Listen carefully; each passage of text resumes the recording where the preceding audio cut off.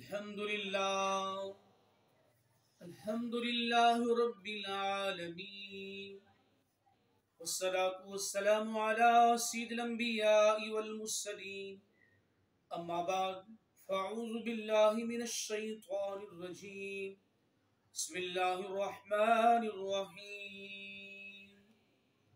آج ہم اعتکاف کے بہت ہی اہم مسائل پہ بات کریں گے۔ لفظ اعتکاف کا لغوی معنی ایک جگہ ٹھہرے رہنا۔ اعتکاف کی تعریف مسجد میں اللہ عز و جل کی رضا کے لیے بنیت اعتکاف ٹھہرنا اعتکاف کہلاتا ہے۔ اعتکاف کی 6 شرائط ہیں۔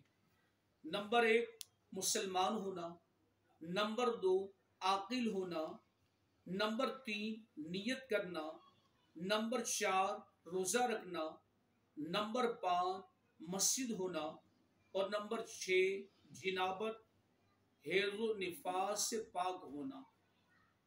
اعتکاف کا مقصد عظیم کیا ہے؟ یاد رکھیے رمضان مبارک میں اعتکاف کرنے کا سب سے بڑا مقصد شب قدر کی تلاش ہے، یعنی وہ رات جس میں قرآن مجید فرقان حمید نازل ہوا ہے۔ اعتکاف کی 3 اقسام ہیں۔ نمبر 1 اعتکاف واجب، نمبر 2 اعتکاف سنت اور نمبر 3 اعتکاف نفل۔ اعتکاف واجب، اگر کوئی مسلمان اعتکاف کی منت مان لے تو اس پر یہ اعتکاف کرنا واجب ہو جاتا ہے۔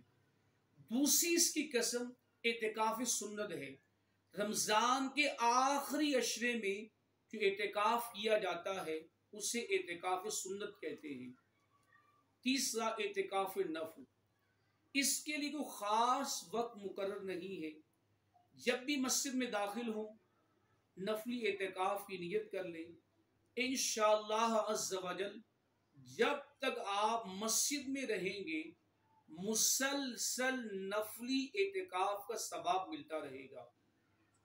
یہاں پہ ایک بات یاد رکھنا بے حد ضروری ہے، اعتکاف واجب اور سنت میں روزہ رکھنا شرط ہے، لیکن اعتکاف نفلی کے لیے روزہ رکھنا شرط نہیں ہے، چاہے تو آپ رکھیں چاہے یا نہ رکھیں۔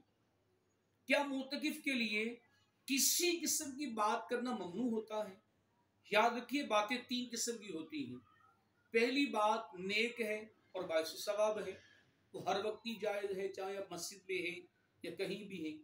دوسری بات ہے بری اور باعث گناہ، یہ ہر جگہ منع ہے، چاہے آپ مسجد میں ہیں یا کسی بھی مقام پر ہیں۔ اور تیسری فضول و مباح بات، یعنی جن پر نہ کوئی گناہ ہے نہ ثواب ہے، تو جائز کام کے وقت بات کرنا جائز ہے معتکف کے لیے اور ناجائز کے لیے ناجائز ہے۔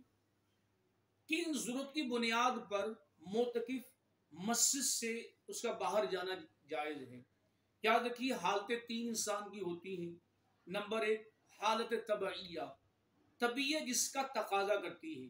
نمبر 2 حاجت شرعیہ، شریعت جس کا تقاضا کرتی ہے۔ اور نمبر 3 حاجات ضروریہ ہے۔ تو پہلی قسم جو طبعیہ جس کا طبیعت تقاضا کر رہی ہے، مثلا پیشاب پاخانے اور احتلام کی صورت میں غسل وغیرہ کے لیے مسجد سے باہر نکلنا۔ دوسری قسم حاجات شرعیہ ہے جس کا تقاضا شریعت کی جانب سے ہو، جیسے جمعہ اگر مسجد میں نہیں ہوتا تو ادائیگی کے لیے مسجد سے باہر جایا جا سکتا ہے، جمعہ دوسری مسجد میں پڑھ کر فوراً واپس آ جائیں گے۔ اور دوسرا ہے مؤذن نے اگر آذان دینی ہے تو وہ بھی مسجد سے باہر نکل کر آذان دے سکتا ہے۔ تیسری حاجات ضروریہ ہے، ایسی حاجت جس کی بنا پر اس کے لیے مسجد سے نکلنا ضروری ہو جائے، جیسے مسجد اعتکاف کا منہدم ہو جانا، یعنی شہید ہو گئی، یا دوسری صورت خود پہ لازم شدہ گواہی کی ادائیگی کے لیے جانا۔ تو یاد رکھیے اگر 2 حاجات جو ہیں، پہلی حاجات طبعیہ اور دوسری حاجات شرعیہ، اگر کوئی مسجد سے باہر نکلتا ہے تو اس کا اعتکاف نہیں ٹوٹے گا۔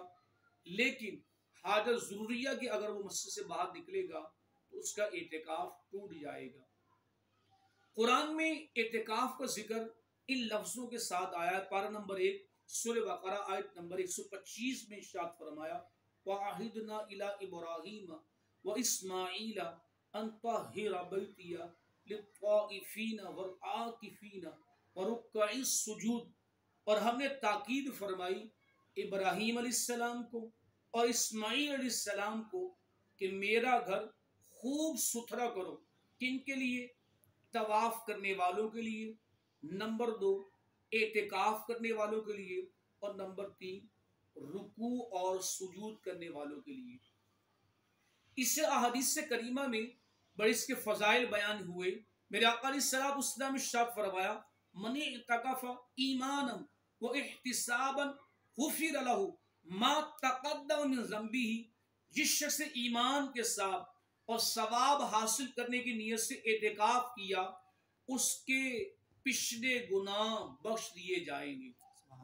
دوسری روایت میں ارشاد فرمایا من اعتکف عشرا فی رمضان کان کحجتین و عمرتین، جس نے رمضان میں 10 دنوں کا اعتکاف کر لیا تو ایسا جیسے 2 حج اور 2 عمرے ادا کیے ہیں۔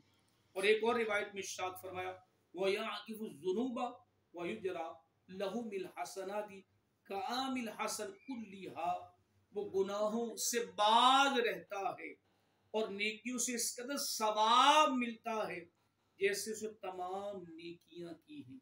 اللہ تبارک و تعالی شریعت کے مطابق جو اعتکاف کی اہم مسائل ہیں جو آج کی ہم نے سیکھیں، اس پہ عمل کرتے، اس صورت میں ہمیں اعتکاف بیٹھنے کی توفیق عطا فرمائے۔